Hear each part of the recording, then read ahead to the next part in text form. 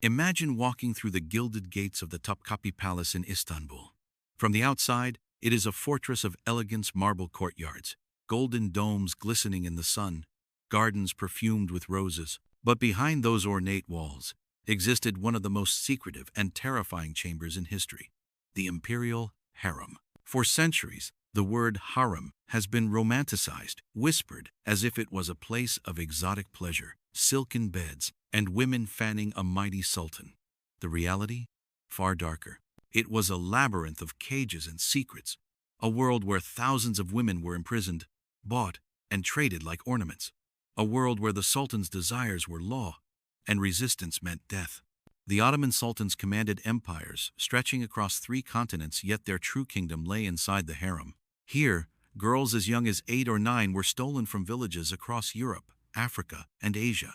They were baptized into a terrifying initiation, stripped of their names, branded with new identities, and drilled in the art of seduction. To fail meant banishment to the lowest ranks of servitude. To succeed meant being thrust into a game of survival against hundreds of rivals. But what made the Ottoman harem so horrifying wasn't just the confinement, it was the rituals, punishments, and sexual practices that unfolded in the shadows. Eunuchs castrated men who guarded the harem controlled every door, every whisper. The sultan's mother ruled like a queen, pitting women against each other in twisted contests for the sultan's bed. And when the ruler himself appeared, what followed could be gentle seduction or brutal spectacle. One sultan might demand a night of music and poetry before intimacy. Another, notorious in whispers, would unleash orgiastic feasts that blurred the line between pleasure and cruelty. Some practices were drenched in superstition. Fertility rituals that bound women together in grotesque ceremonies, or tests of loyalty, where bodies became pawns in political games. The harem was not merely a place of love, it was a machine of power, where sex was weaponized, fetishized, and ritualized beyond imagination. And what happened behind those silken curtains has been buried for centuries, too scandalous for polite history books. But today, we're stepping inside. We're opening those forbidden gates. And what you're about to hear are not tales of romance, but of horrors, punishments, and perversions that ruled the most powerful empire of its time. If you're enjoying the story, make sure you hit the like button. Subscribe to our channel for more upcoming stories like this. Comment below where you're listening from. Okay, let's continue our story. Step past the golden gates of Topkapi, and you would encounter the black eunuchs, towering figures dressed in silken robes, carrying staffs of authority. They were the most feared men in the harem, yet they were men in name only. Every single one of them had endured the most excruciating mutilation imaginable, castration. The Ottomans relied on a steady flow of boys, often kidnapped or purchased from the fringes of empire from Sudan, Abyssinia, or the Balkans. These children were dragged into a world they did not understand, and before they could even grasp what awaited them, they were taken to secret chambers where the act was carried out. Unlike some other societies where only partial castration was done, the Ottomans often demanded total emasculation, both penis and testicles removed. The survival rate was shockingly low. Some historians suggest that 9 out of 10 boys bled to death during the operation. Those who survived were forever altered, scarred, and transformed into servants for the empire's most secretive sphere. And here lies the horror. These eunuchs were not merely guards. They were gatekeepers of sexuality. They spied on concubines, monitored their every move, and even inspected them before they were sent to the sultan's bed. Imagine a line of trembling girls, stripped and examined under the cold eyes of a mutilated man who had himself been denied all sexuality. This ritual was not just control, it was humiliation crafted into a system. The eunuchs wielded immense power. The chief black eunuch, known as the Kuzlar Aasa, could decide which woman rose to power and which one rotted in obscurity. In whispered accounts, some eunuchs developed twisted practices of their own, forcing concubines into degrading tasks or punishing them with bizarre rituals if they disobeyed. Though stripped of physical manhood, they became masters of psychological domination. What made this even more horrifying was the contradiction at the heart of their existence. Castrated to prevent them from touching the sultan's women, eunuchs became the closest companions of those very women. They knew every secret, every shame, every forbidden act. In the shadows of the harem, they watched, sometimes even orchestrated, the intimate spectacles meant to entertain the sultan. For the concubines, these black-robed figures were both protector and predator. Without the eunuchs, no woman could hope to survive in the brutal hierarchy of the harem. Yet with them came an inescapable reminder: their bodies were never their own.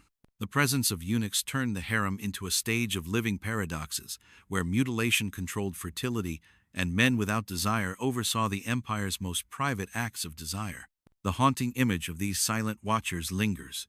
Emasculated boys turned into powerful overseers of the sultan's darkest pleasures. And yet, as terrifying as the eunuchs were, the women themselves endured practices even darker. Because once chosen by the sultan, they entered a world of rituals, tests, and punishments that could make or break their lives overnight. To outsiders, the sultan's harem shimmered like paradise. Silk curtains, marble floors, fountains that whispered under moonlight. But for the women trapped within, it was not paradise, it was a golden cage. Behind every jeweled bracelet was a chain. Behind every painted smile, the taste of fear. The girls who entered the harem came from everywhere: Greek villages, Circassian mountains, Persian towns, African deserts. They were bought, stolen, or offered as tribute. The moment they crossed the threshold, they lost their names. Their past lives were stripped away, and they were reborn as concubines of the empire. Training began immediately. The women were drilled in dance, song, and poetry, not as art, but as weapons of seduction. Their bodies were sculpted into tools for pleasure, and their minds filled with rules: how to walk, how to bow, how to breathe in the sultan's presence. One wrong move could mean punishment so cruel that some begged for death. The selection process was a ritual of terror. Concubines were paraded before eunuchs, stripped bare for inspection. Skin was examined for blemishes, teeth checked like livestock. Virginity was tested with methods too degrading to imagine. Only the most perfect specimens advanced. For those deemed unworthy, the future was bleak. Years of servitude in the lowest ranks, or exile from the palace with nothing but shame. But the horror did not end with being chosen. The sultan's bed was not always a place of romance often. It was a stage of experiments and extremes. Some rulers demanded gentle caresses. Others pushed boundaries into humiliation, forcing women into grotesque performances. There were whispered tales of orgiastic feasts where dozens of concubines were ordered to dance naked until exhaustion, or made to simulate acts that blurred the line between ritual and torture. Worse still was the competition. Every woman knew that the sultan's affection could mean survival, perhaps even elevation to the title of Haseki Sultan, the favored consort. But that same affection made her a target. Rivals plotted in shadows, poisoning food, spreading whispers, or even suffocating infants to secure their own place. Sex was not just pleasure, it was politics. Each night in the sultan's bed was a gamble with destiny. And hovering over them all was the sultan's mother, the Valide Sultan. She manipulated the concubines like chess pieces, deciding which ones were offered to her son and which were discarded. If she disliked a girl, that girl's body could become the canvas for unspeakable punishments. Imagine being a teenage girl, stolen from your home, forced to compete in deadly games of seduction while thousands watched in silence. Imagine knowing your beauty was both your weapon and your curse. This was the life of a concubine in the Ottoman harem, a world where desire, fear, and survival blended into something far darker than romance. And yet, the nightmare deepened.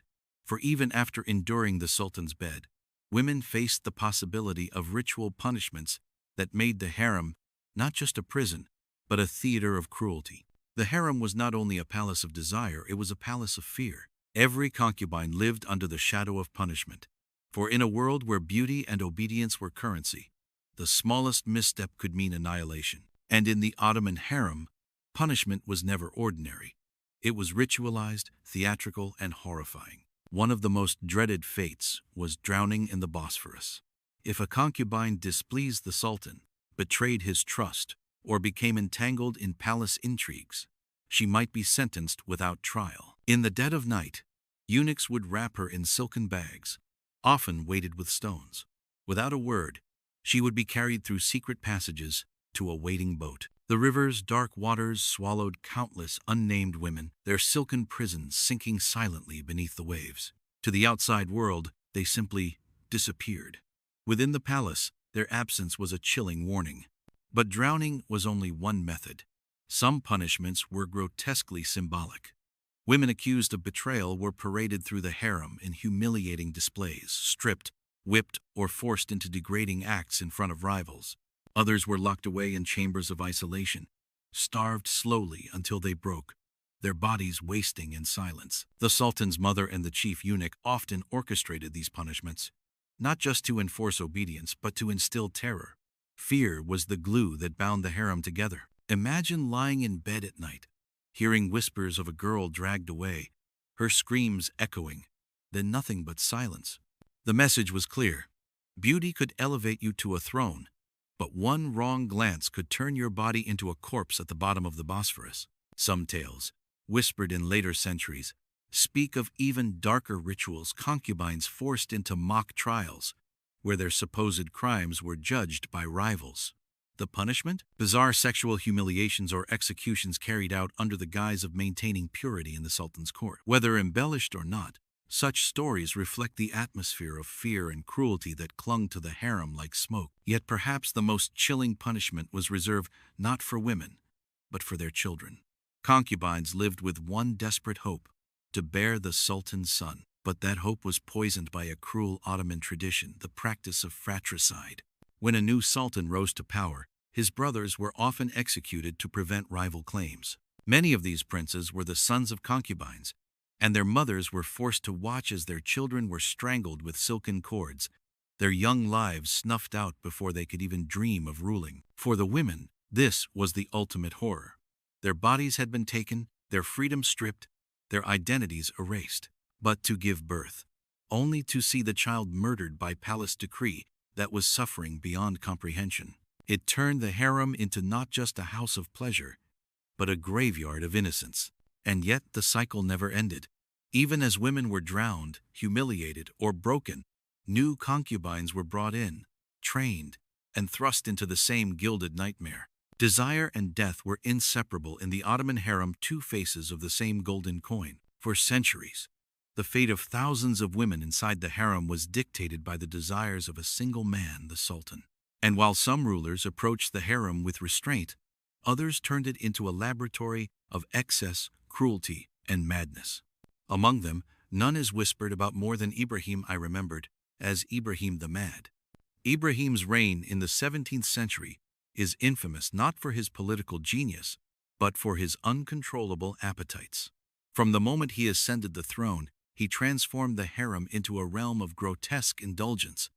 He ordered the recruitment of hundreds of concubines at once, some so young they could barely understand the fate awaiting them. His nights became spectacles of unrestrained lust, concubines forced into elaborate orgies, sometimes staged like grotesque plays where he alone was the audience. But his madness went further. Ibrahim was obsessed with unusual fetishes, demanding that women be dressed in bizarre costumes, forced to mimic animals, or perform humiliating acts for his amusement. He was said to release concubines into palace gardens like prey, hunting them down in mock chases before dragging them back to his chambers.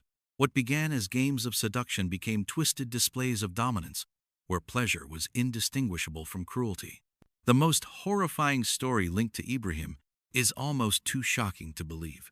In a fit of paranoia, convinced that his concubines were unfaithful, he allegedly ordered the execution of the entire harem, hundreds of women drowned in weighted sacks and tossed into the Bosphorus on a single night. Whether exaggerated or not, the legend captures the terror that his reign instilled, the knowledge that one man's whim could erase hundreds of lives in an instant. And Ibrahim was not alone.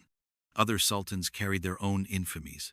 Murad IV was notorious for combining drunkenness with cruelty, subjecting women to violent whims. Mehmed IV indulged in excess that blurred the line between ritual and orgy, his harem becoming an endless carnival of lust. Even Suleiman the Magnificent, remembered as the empire's greatest ruler, was ensnared in the darker politics of the harem, his love for Hurrem Sultan leading to conspiracies, poisonings, and assassinations within palace walls. The Sultan's power over the harem was absolute. There were no limits, no laws, no courts to restrain him. Whatever his desires, however strange, however cruel, became reality. And the concubines, stripped of choice, could only endure or perish. But perhaps the most unsettling truth is this: the harem was not simply the playground of madmen. It was a carefully engineered system that allowed, even encouraged, the sultan's perversions.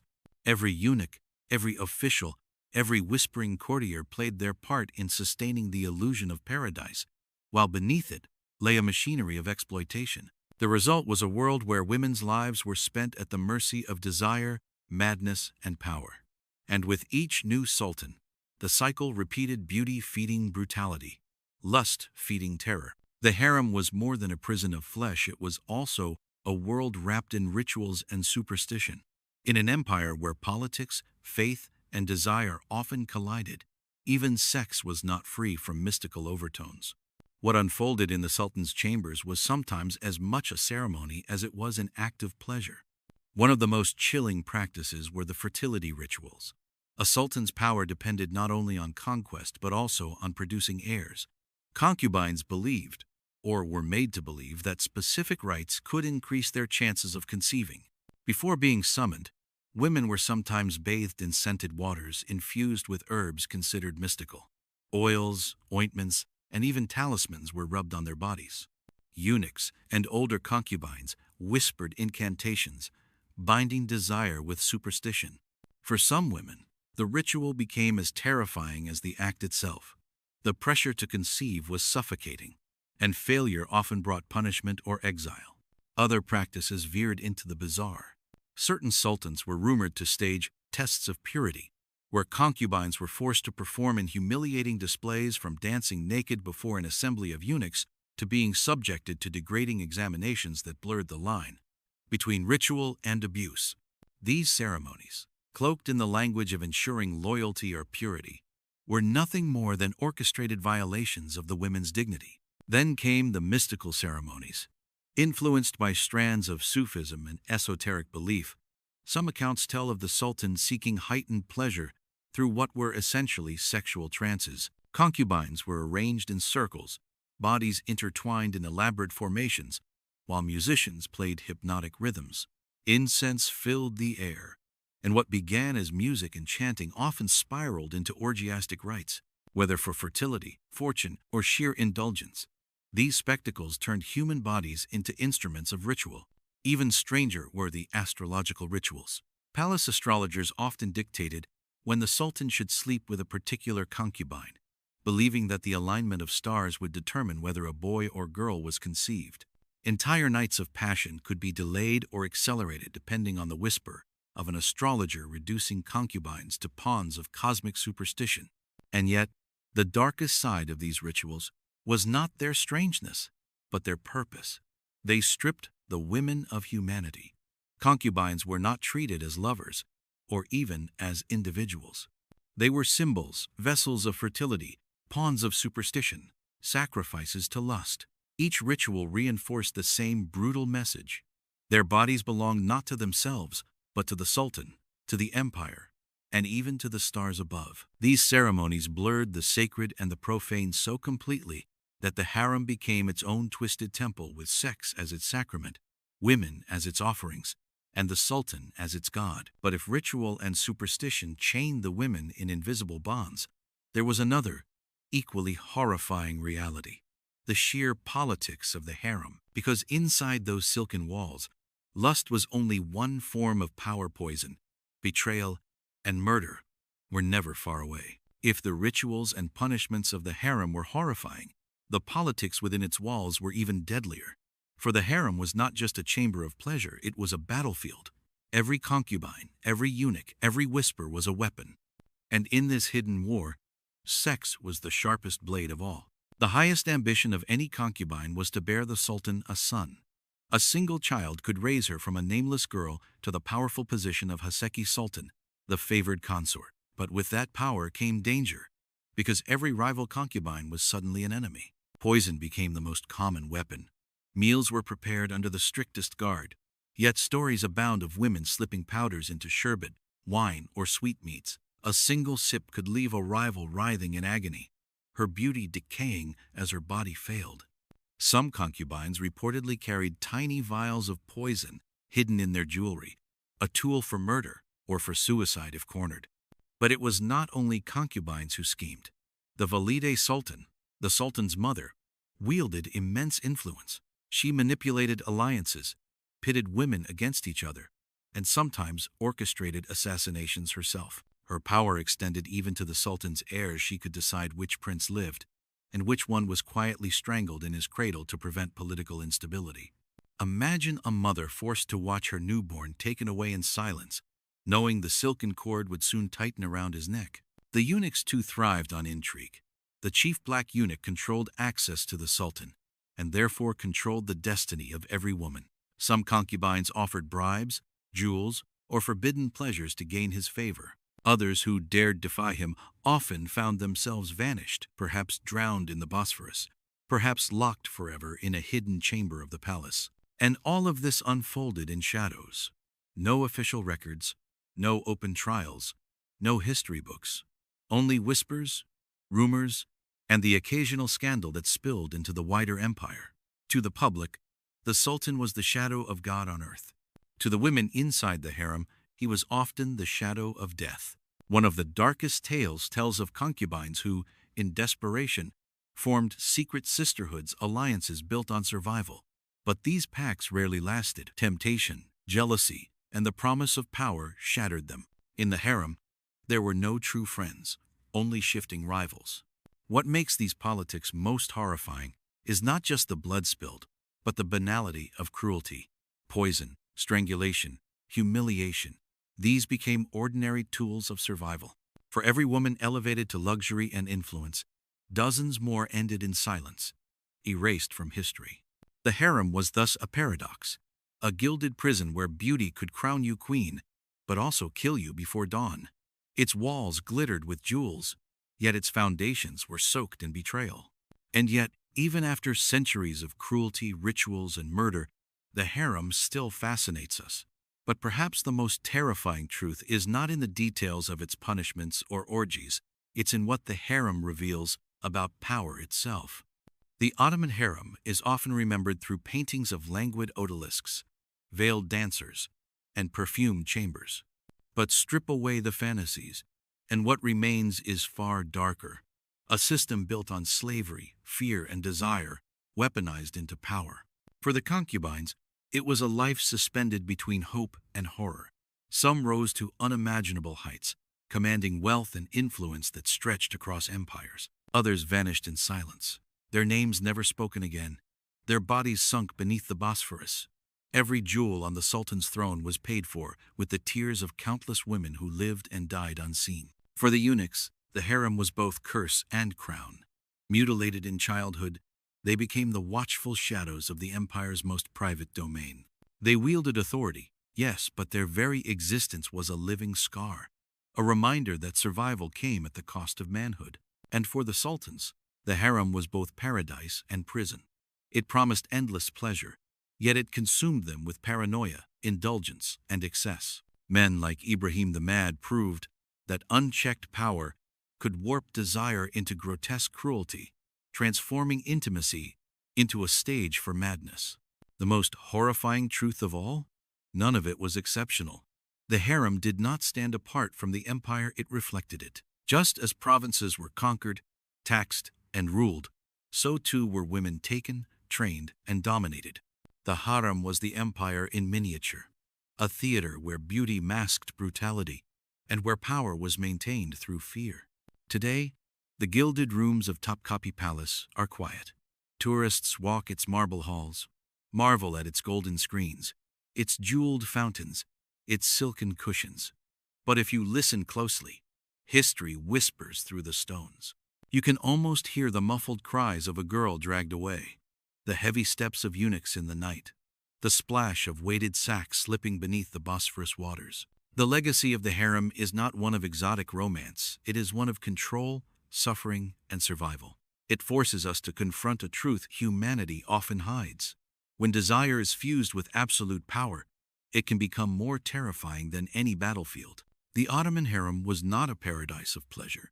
It was a gilded prison, a place where the most horrifying sexual practices were not the exception, but the rule. And its shadows still linger, a reminder that behind the most beautiful walls can hide the darkest of worlds.